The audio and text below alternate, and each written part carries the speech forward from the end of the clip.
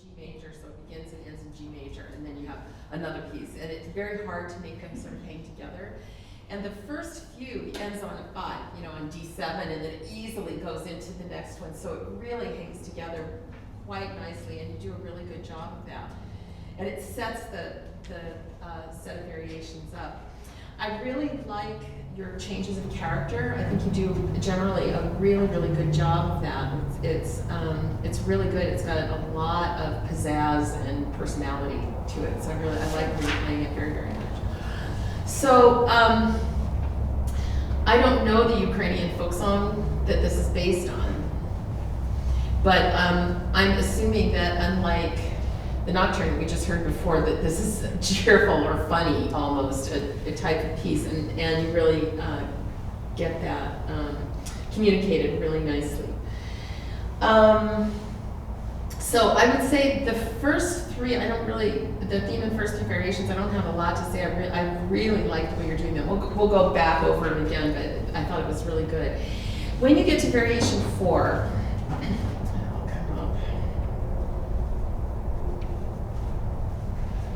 bank robber costume here.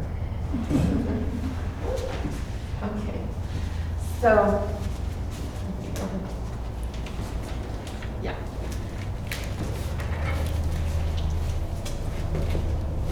Oh, my glasses just jumped off my face.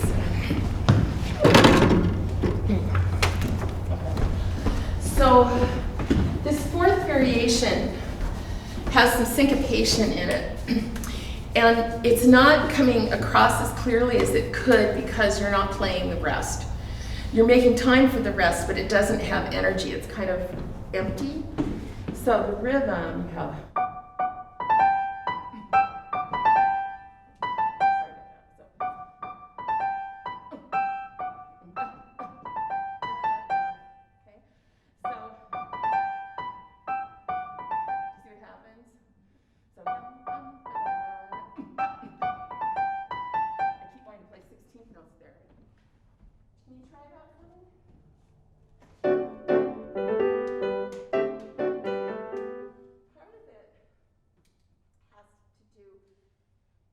Part of it has to do with how you come off of the end of the second measure, because it drags into the rest slightly.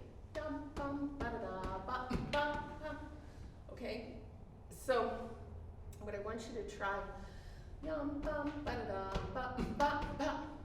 Okay, I want you to actually go. Okay, all right.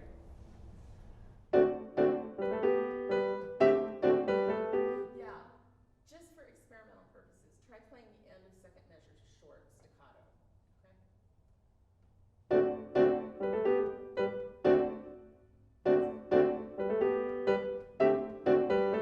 Yeah, so that's, I think, let's see what it says up here. It's not an actual staccato marking, but it is the end of a slur, which usually we play short.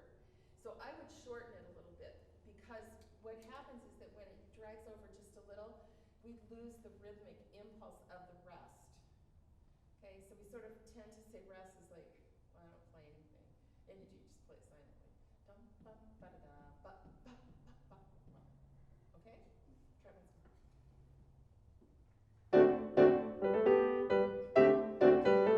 Yeah, that was great. Do you feel the difference? Good, okay. That was really the only issue that I saw there. Can you just play?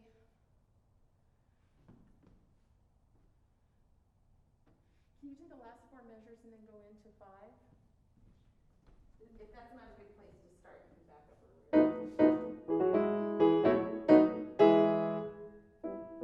Okay. So this piece is in G major, right? Okay, and you end on E major. Okay, can you play a G major triad for me? That's it, yeah. Now make the D, stay there. Keep the B, G goes to G sharp, and D goes to E. Yeah, so there's that one common tone. So it's kind of sliding up there. He goes to E major, so that then you go to E minor in the next one. Okay, this is probably maybe a little more theory than you've had. but it's a very logical kind of harmonic progression so that you're not doing G major, G major, G major, G major for 7 variations. So when this ends, I'm going to scoot you over for a second. Okay, so we start in G major.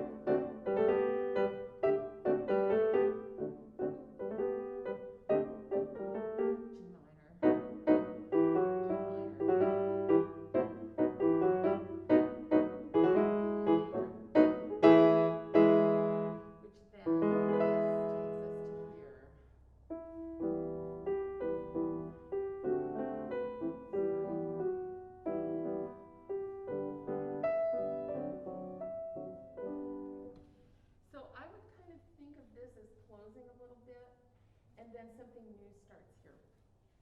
This was my piano duo coach when I was in college. My duo partner and I were doing, I think, the Brahms Haydn variations. And the thing that she said that we both found hugely helpful was when you play sets of variations is that you group them together into groups so that it's not, individual piece after piece after piece after piece. And I think that's a really good place where he's changing key. Starts in G major, goes to G minor, goes to E minor, then E major, and then sets up the E minor in the 5th variation. I would just take a tiny little breath at the end of variation 4 to set you up as sort of a new beginning in variation 5. Do you want to try that? Just play 4 and then go to 5 and see if that feels okay to you? Okay.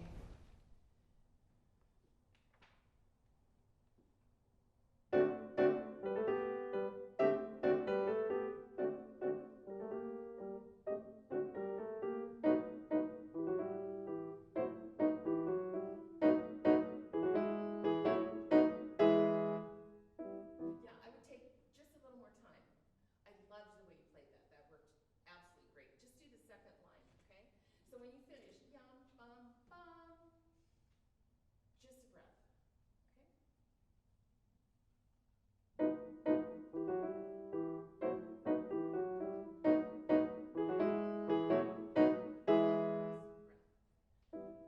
That's the idea. Yeah. Do you hear it? Okay?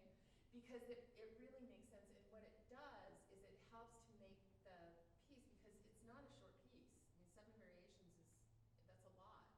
This thing's 4 pages long. It's not, small. So that way it kind of creates sections, and it helps the narrative more that way. Go ahead and, I didn't get out of your way. Can you do that slow one for me now?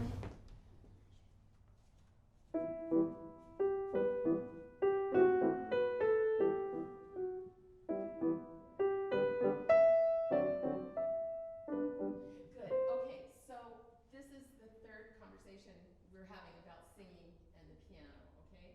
So this again is a folk song. It's bouncy, it's funny, maybe it's silly, okay? Here,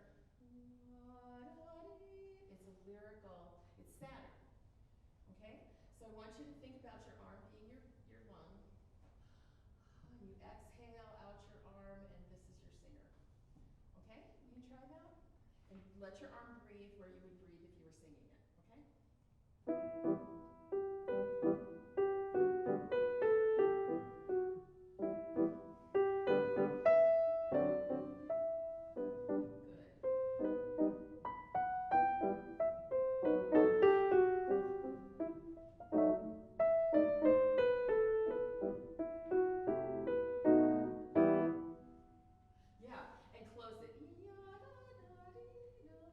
Just kidding, and then off you go.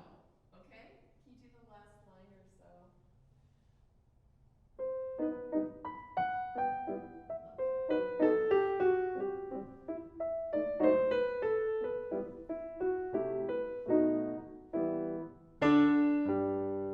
Yeah, that's the idea. The thing is that this time I felt like you gave the surprise away that she's just kidding. Okay? So play it like it's really sad, everything has just gone sideways. It's ha! Okay? All right. So don't give it away.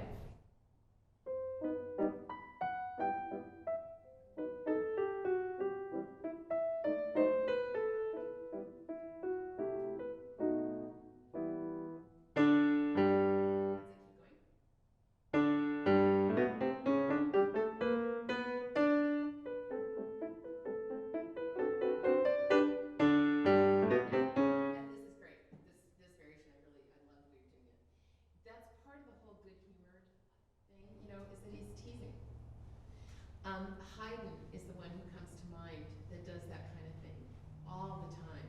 There's a spot in the last, I think it's in the last variation, where he goes to the wrong key. Do you know where I'm talking about? Yeah. That's in the last of the 3 London sonatas of Haydn. He does that in the last movement. He keeps doing it. It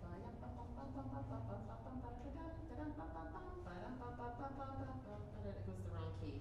Then it stops. Then he goes da da da. And then he goes back and he does it over and over, and it gets funnier and funnier and funnier. So that's definitely, that effect is definitely borrowed from Haydn. Can you do like the last couple lines there? Wherever it's comfortable, Avisha.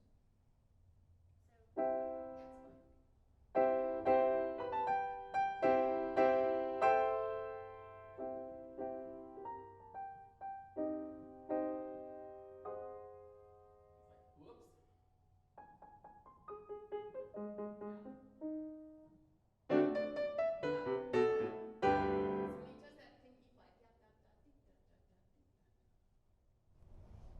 Da, da, da, da. It's kind of that sort of thing, like, you know, like you got lost. Okay? So you can kind of, without overdoing it, you can kind of make that, bring that out just a little bit. It's pretty funny. Can you try it again? It's good.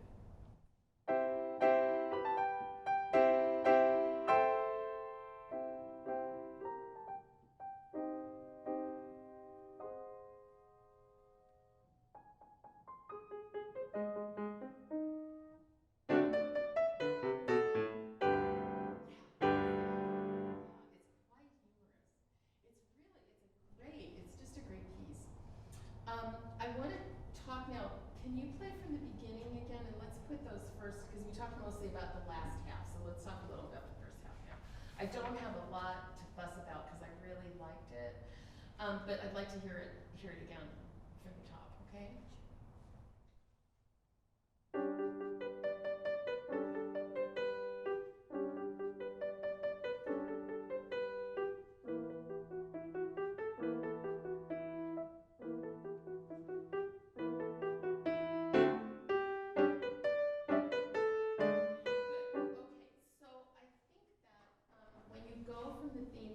First variation. I think that it's clear enough that it sounds a little bit like you're hitting us over the head with it and going, this is the first variation, we'll get it, okay? So when you finish, ya ba beep ba ba, think of it almost this way, that when you end on G major, that's the end of the theme, and that D7, that boom, boom, is an upbeat to the next variation, so that connects it, okay? Because what happens is you're kind of ending on that D7 at the end of that last chord in the theme, which is an unstable chord. You know, and so that's sort of the ending, but it's not an ending, it wants to move forward. So think about your ending one chord before, and then that last one is an upbeat into the next variation. Can you try that? Go ahead and take it from the top again.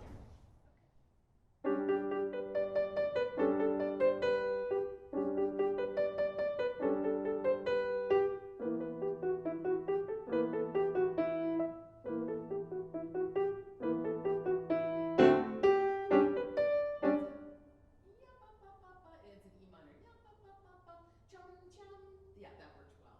Okay, go ahead, the first variation now.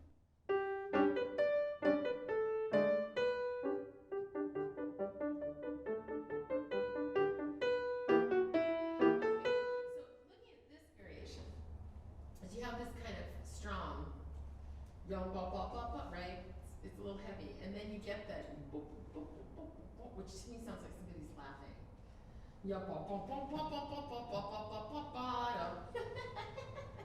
Okay, that kind of contrast. Okay, can you try that?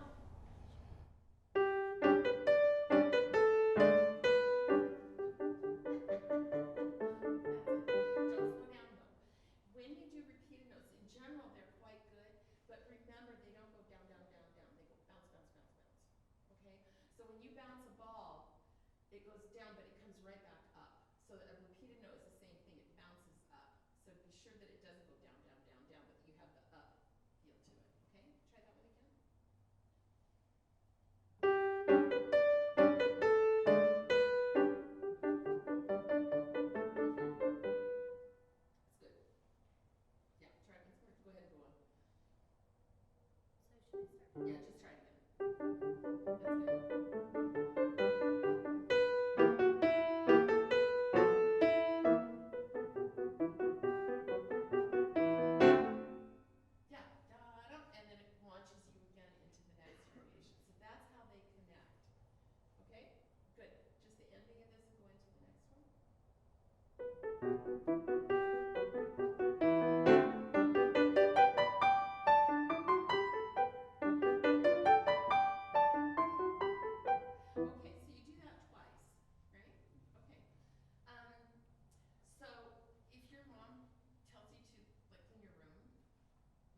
then she tells you a second time to clean your room, is it gonna sound the same the second time as the first time? Probably not. Okay. So see, you don't have to, completely reinvent the wheel, but a repetition, it's being repeated for a reason, okay? So you don't want it to sound like you hit the repeat button, okay? So make the the repetition of it respond to the first one, rather than just repeat it, okay?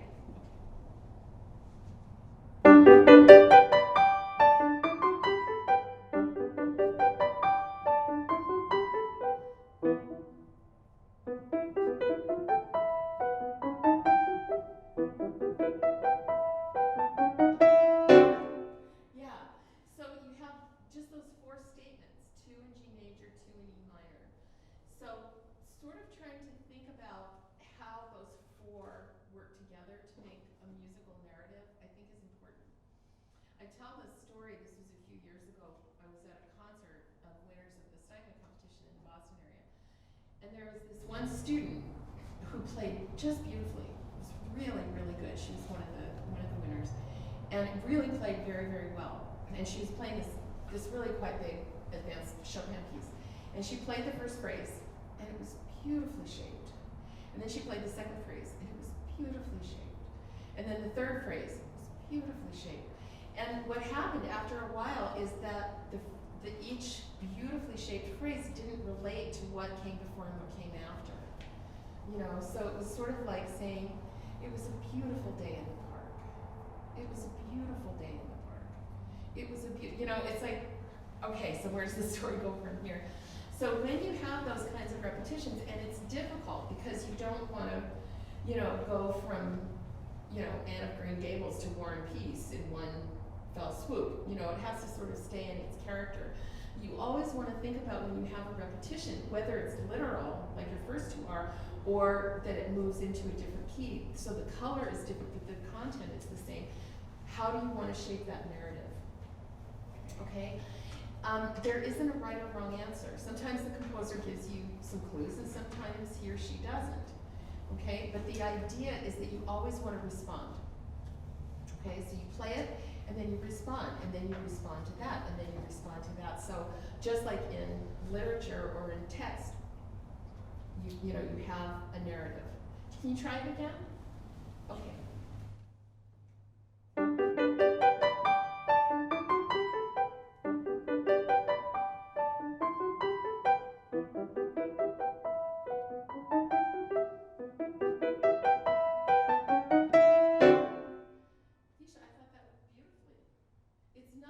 Like I said, it's not just completely reinventing the wheel. It's simply a matter of thinking about how things relate together. That was excellent. That was really good.